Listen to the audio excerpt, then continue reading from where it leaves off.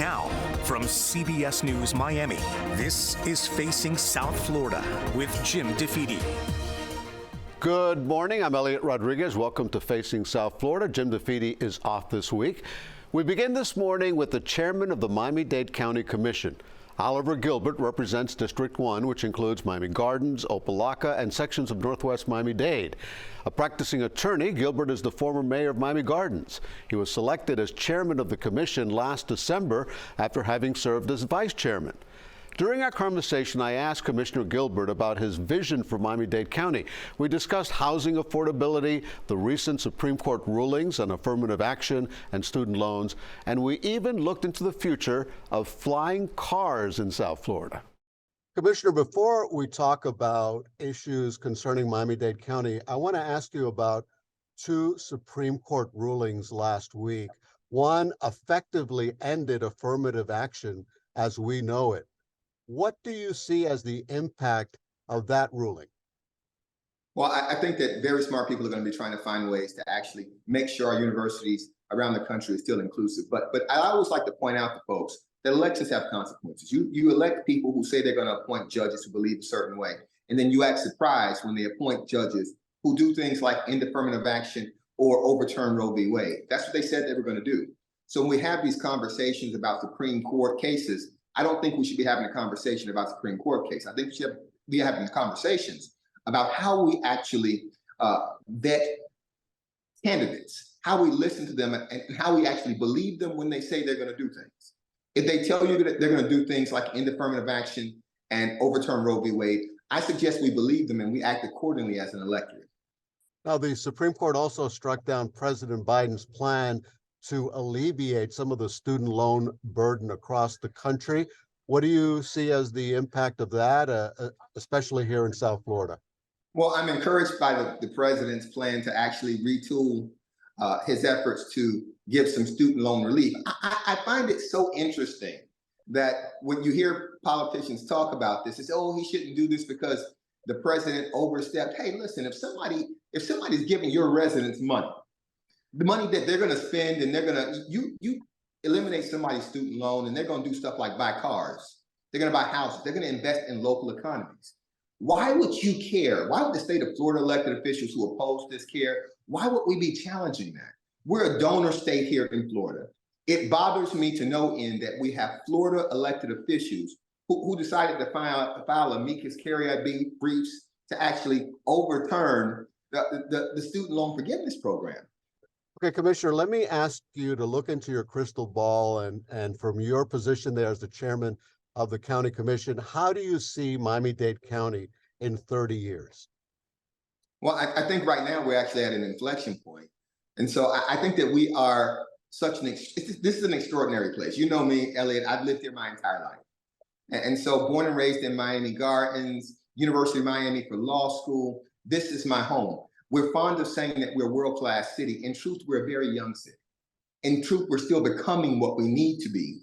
We're still becoming world-class. And you see the soaring housing prices. You see all of these things happening. There are things that we can do to address that right now that will help 30 years. Let's just talk about a couple of them. Let's talk about things like density along mass transit corridors. We know that we need to bring down housing prices. So we know that we need to build up. We need density because we need to affect supply and demand. We know we need mass transit.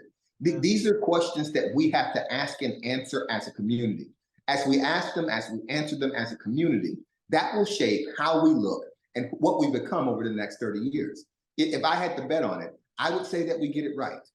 I would say that we get it right because Miami-Dade County is truly a magical place. We're a place that people have come to make real the American dream. We're a place that, most of the folks who actually live here weren't actually born in Miami-Dade County. They came in the truest intent to actually build what we believe to be, build on to what we believe to be the greatest country in the world. And that's happening right here in Miami-Dade County right now. And I'm bullish on the next 30 years.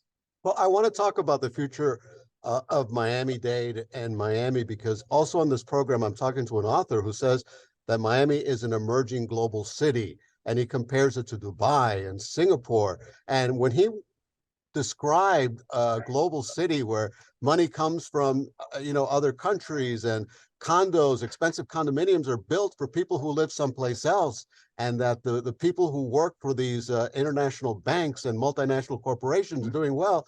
And I'm thinking to myself, well, what about the people who aren't as privileged, don't have those jobs? What do you do to try to help the people who are struggling to find housing, to pay bills, when we're seeing Miami become more and more expensive to live? You invest in the number of units that you have. And I think you see that with the RTZ ordinance that I sponsored and we passed last year. I think you see that with a lot of the legislation that comes.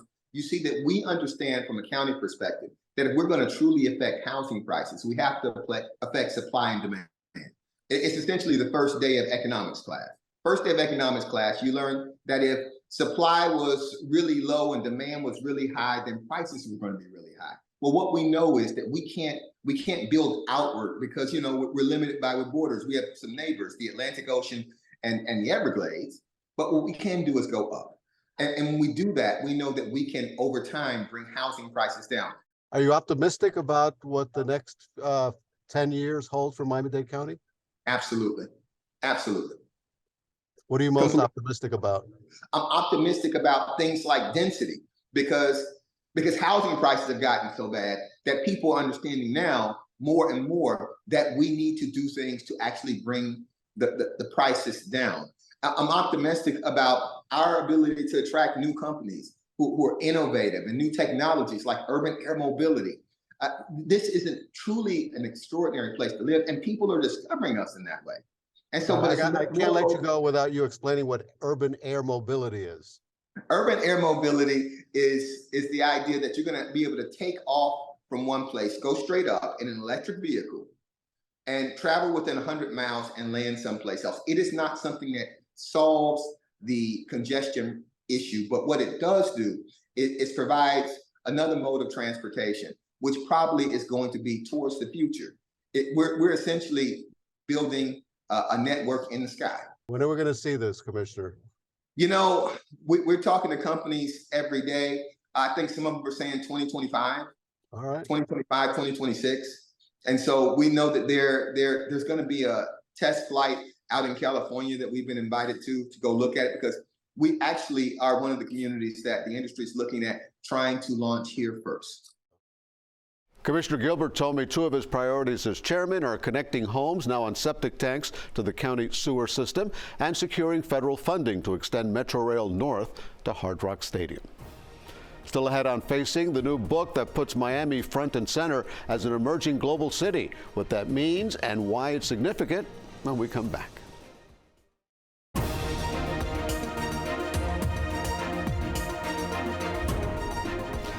Welcome back to our show, and thank you for watching. What does Miami have in common with Dubai and Singapore?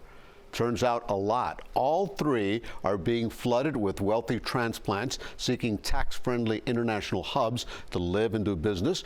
All three cities are seeing real estate prices skyrocket, especially luxury real estate, and all three are growing as centers of international commerce, finance, art, and culture. I recently spoke to sociologist Alejandro Portes, co-author of Emerging Global Cities: Origin, Structure, and Significance. Professor, thank you very much for joining us for Facing South Florida. I'd like to start about talking about the genesis of your book, how you came up with the idea to write this city about emerging global cities, especially Miami. And I understand that you were on a visit to Dubai. When you saw similarities between Dubai and Miami, what were those similarities? First, the skyline. I was teaching at New York University campus in Abu Dhabi, but Dubai is an hour away from. So I went to Dubai frequently, and what struck me was the similarity of skylines between the two cities, and that would seem superficial at the time, but after conversations with people at the universities, economists, and others who knew the workings of Dubai, it turned out that the similarities were not simply superficial. That is, those skylines were there for the same reason in both cities. and that gave, and I had visited Singapore 2 years before, where everybody says it's just like Miami. So that because of the similarities. And so we started exploring this thing. But the idea for this book, I had written one previously on the transformation of Miami, published in 2018. But the idea for the book came from the physical look of the two places, the similarities. Okay, going beyond the physical look, you have three cities in this book: Singapore, Dubai, and Miami. What are the similarities between these three cities in different parts of the globe? Well, we call them emerging global cities because they have come to play a coordinating and centralizing role in the respective regions of the world. By convention in urban studies, the three global cities worldwide are New York, London, and Tokyo. But now that's had been studied intensively. But now there are these emerging these global cities that play a similar role in the regions, that is as centers for finance and banking, for having major ports and airports for commerce beyond the local city, that is for the entire area, and then having the three huge real estate, construction and real estate industry for sale of commercial property and residential property, not so much for the people who live in the city, but for foreigners, for outsiders. Miami sells, and the skyline of Miami is largely due to those condominium towers that are largely sold to foreigners, initially primarily from Latin America, all over Latin America.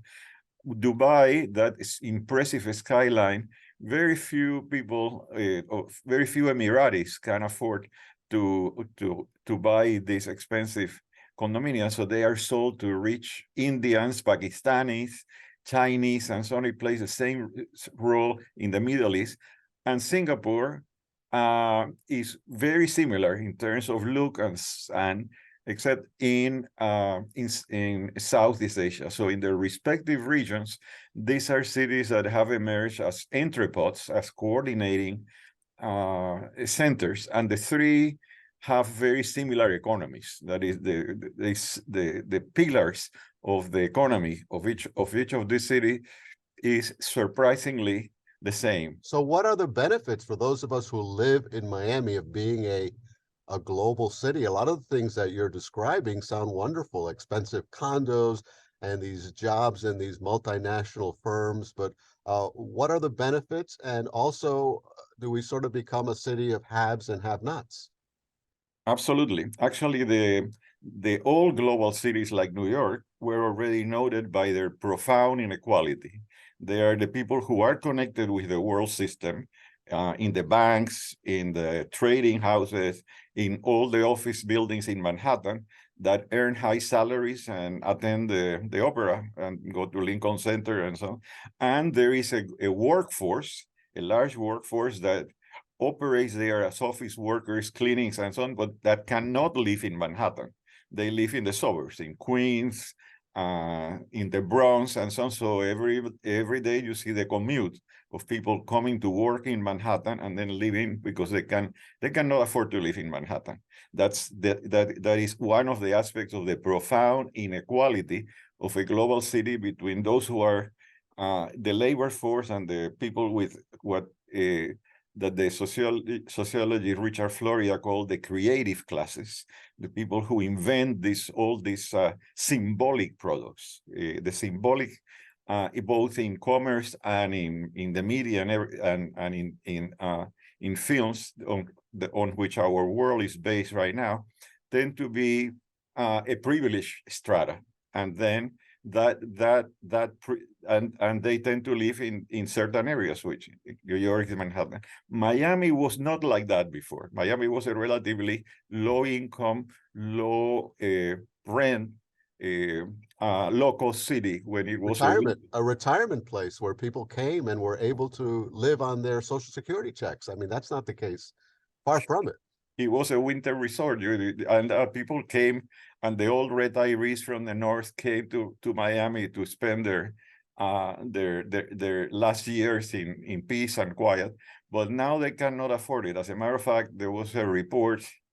It was an article in the Economist 2 issues ago, in the June 10th issue, that listed the cities that rank the major cities in the world today in terms of the appreciation of real estate appreciation, and the absence of office vacancies, that most offices were actually occupied rather than being vacant.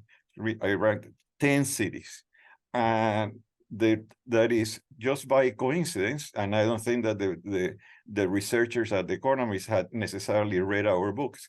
The 3 top cities were Miami, Dubai, and Singapore. What a coincidence. and Miami was the top city in terms of the capital, the real estate appreciations from 2018 to 2023 had the highest, is over about 35% increase in the cost of real estate, which we that is people who live in Miami know well. So who can afford to live in Brickell? Who can afford to live in south of Fifth in Miami Beach? Who can afford even to live in downtown? Well, it's a privileged strata, people who work in the banks, who are in finances and so on. But increasingly, Miami is suffering from the same syndrome that the older global cities had, that is both being very prominent and being that is economically and commercially and even culturally, but also being fragmented. That is separated into these enclaves of privilege and these areas, and the areas where the workforce that is still necessary to operate the hotels and the banks and so on live. And that, in the case of Miami, that is moving farther and farther to the west toward Hialeah and so on, and to the north toward Miami Gardens and even into Broward County. I'm hoping that our leaders will read your book and get a better idea of what kind of global city we want Miami to be. I want to end this interview by asking you, you never judge a book by its cover, but I understand that the cover of your book is special. Tell us about that. Well, the cover of the book is an allegory to the 3 cities. It's an artistic allegory to the 3 cities. There is it's clearly identified the Burj Al Arab Hotel in Dubai, which looks like a sail. It's there, and then there is this cover was dreamed up by a Miami artist, Javier Cortada, who is also has become very prominent in his campaigns for several public causes there, and it was appointed by the present mayor of Miami-Dade as the artist in residence. He's the artist in residence, and he also happens to be a good friend. So we discussed it. I told him the idea about the book, and he mulled it about for weeks and weeks and weeks, and finally came up with this cover, which is an original. It's not painted anywhere. It was done just to serve as the cover of the book. You have a wonderful artist that did that work for you. Professor Alejandro Portes, thank you very much for joining us. My pleasure. Thanks for the interview. In the book, Portes and co-author Ariel Armani highlight the importance of climate change to the prospects of emerging global cities, showing how rising sea levels could impact Miami, Singapore, and Dubai's future as global cities. When we come back, Monroe County marks a milestone. Stay with us.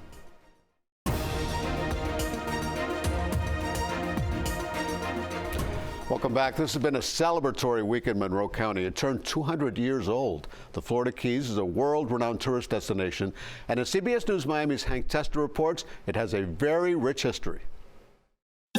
Monroe County, the Florida Keys, Key West, the Conch Republic, up and down US 1. They're never far from a party, an event, or just laid-back fun.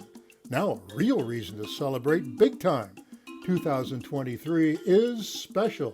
This is the 200th anniversary of the creation of Monroe County.